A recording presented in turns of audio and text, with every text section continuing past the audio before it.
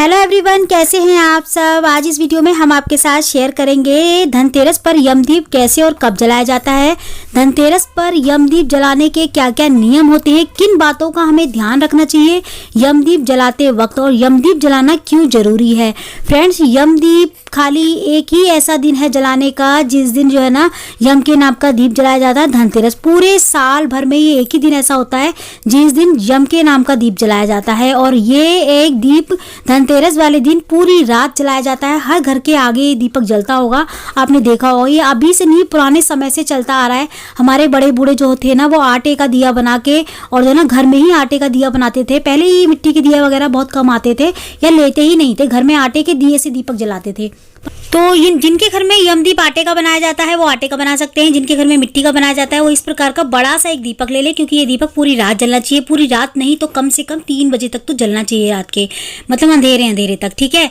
ये दीपक जो है ना यमदीप इसीलिए जलाया जाता है, जिनके घर में यमदीप जलता है ना धनतेरस पे, छोटी दिवाली पे, उनके घर में कभी अकाल मृत्यु का भय नहीं रहता, डर नहीं, क्योंकि यमराज मृत्यु के देवता हैं और यमराज के नाम का दीप जलाने से यमराज खुश होते हैं और हमारे घर में अकाल मृत्यु कभी नहीं होती। तो फ्रेंड देखिए, सबसे पहले तो आप चाहे तो जमीन पे भी चौक पूज सकते हैं, आटे से स्वास्तिक बना सकते हैं आटे से, या फिर आप कोई अच्छा सा चौक पूज लें, उसके ऊपर दीपक की स्थापना करें, दीपक को पूजें, ठीक है। अगर आप विधिवत पूजा करेंगे ना तो इससे क्या होगा, यमराज खुश होते हैं और हमें आशीर्वाद देते हैं, और हमारे घर में ना इस तरीके की घटनाएं नहीं होती जो अचानक से जिनके घर में घटनाएं होती हैं।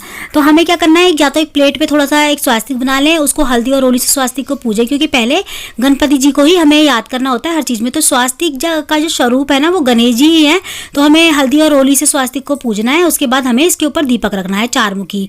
तो आप इसको सीधा इस तरीके से प्लेट के ऊपर ही रख के ले जाएंगे बाहर, ठीक है।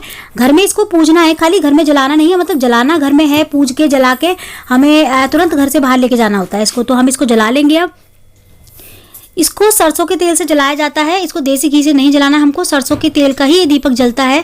और हमें इसको दीपक जलाने के बाद इसके अंदर 5 प्रकार के अनाज डालने होते हैं। जैसे आप थोड़ी सी मूंग दाल डाल सकते हैं, थोड़ी सी चने की दाल डाल सकते हैं, चावल डाल सकते हैं, गेहूं डाल सकते हैं। तो आप इसमें 5 प्रकार के जो घी के, जो आपने घी तेल डाला है ना, इसके अंदर 5 प्रकार के अनाज डाल दें, एक सिक्का डाल दें और एक कौड़ी लेके वो डाल दें।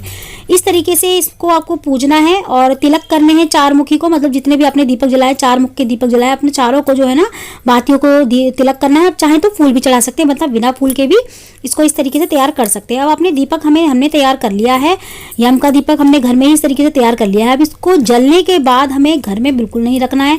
घर के सारे मेंबर जब घर में आ जाएं तभी हमें इसको पूजना है, तभी इसकी पूजा करनी है घर में। और जैसे ही घर में जब हम इसकी पूजा कर ले, तुरंत इसको उठा के हमें बाहर ले जाना होता है। इसको घर में जला हुआ ज़्यादा देर तक ना रखें, मतलब जलाते ही पूजा करके तुरंत जला के, और घर के सारे मेंबर आ जाए ना, उसके बाद सभी से परिक्रमा लगवाएं, जितने भी लोग हैं एक एक, और एक एक सिक्का रखवा दें इसके पास। अगर नहीं करना चाहते तो इसको स्किप कर सकते हैं, वरना अच्छा रहता है, वो शुभ रहता है।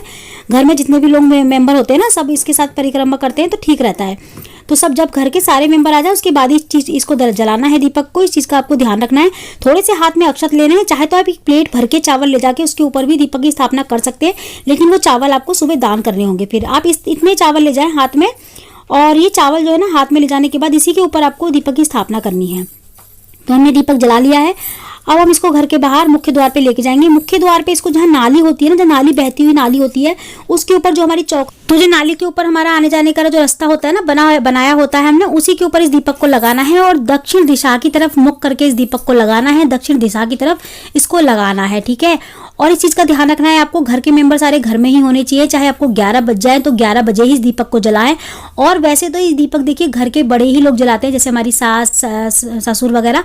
घर में आप जला सकते हैं, पूज सकते हैं, लेकिन पूजने के बाद आप अपने घर के बड़े को दे दें किसी को, ताकि वो घर में इसको घर से बाहर रख के आ जाए दीपक को, ठीक है।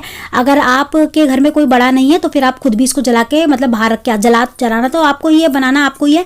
आप बना सकती हैं, कर सकती हैं, घर की जो बहुएं होती हैं वही ये सारे काम करती हैं, लेकिन बड़ा जो है ना, हमारे बड़े जो बुजुर्ग होते हैं वो इसको घर से बाहर रख के आते हैं मुख्य द्वार पे। तो हमको अगर घर में बड़े नहीं है तो आप खुद भी इसको कर सकते हैं। अब इसको हमें सीधे हाथ की तरफ, मतलब हमको दक्षिण दिशा की तरफ इस दीपक को रखना है। थोड़े से पहले अक्षत रखने हैं, कभी भी दीपक को सीधा जमीन पे नहीं रखना चाहिए। थोड़े से अक्षत रख के, और या फिर थोड़े से फूलों की जो पत्तियां होती है ना, उसको रख के उसका आसन दे के दीपक को रखना चाहिए। अब दीपक रखने के बाद हमें दक्षिण दिशा की तरफ दीपक रखना है, दक्षिण दिशा की तरफ ही हमारा मुख होना चाहिए। वैसे तो देखिए इस दीपक का प्रकाश चारों ओर ही जा रहा है, चारों दिशाओं में जा रहा है, लेकिन हमें अपनी ओर से इसको दक्षिण दिशा की तरफ ही रखना है और दक्षिण दिशा की तरफ ही हमारा मुख होना चाहिए। अब इसको जलाने के बाद, रखने के बाद हमें चौखट पे उसके बाद हमें जो है ना प्रार्थना करनी है कि हे यमदेव, हम आपकी पूजा जो है ना मुख्य अपने घर के द्वार से ही कर रहे हैं। हमारी पूजा को स्वीकार करना, घर के द्वार से ही, बाहर से ही स्वीकार करना, और हमारे घर पे कभी भी किसी दिशा से, चारों दिशाओं में से किसी भी दिशाओं से कोई दुख, परेशानी, दुर्घटना वगैरह हमारे घर में ना आए, घर में आए भी तो मुख्य द्वार से ही वापस हो जाए, ऐसा आशीर्वाद हमको देना और हमारी पूजा द्वार से ही स्वीकार करो। इस तरीके से बोलते हुए हाथ जोड़ के आप घर में अपने हाथ पैर धो लें, तुरंत पहले ही लोटा लेके जाएं जल का, और अपने हाथ पैर द्वार पे ही धो के, बाहर ही धो के अपने हाथ पैर, और अपने घर में वापस आ जाए। पीछे मुड़ के बिल्कुल ना देखें इस दीपक को।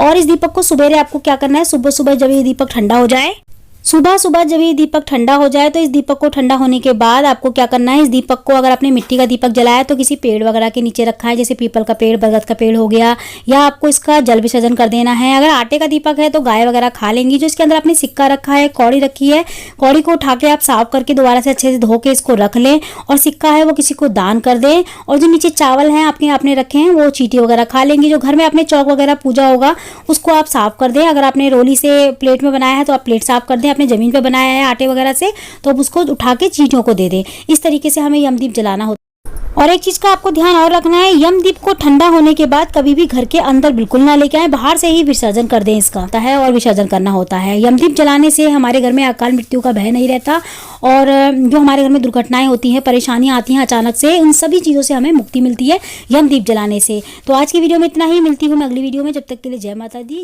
राधे राधे।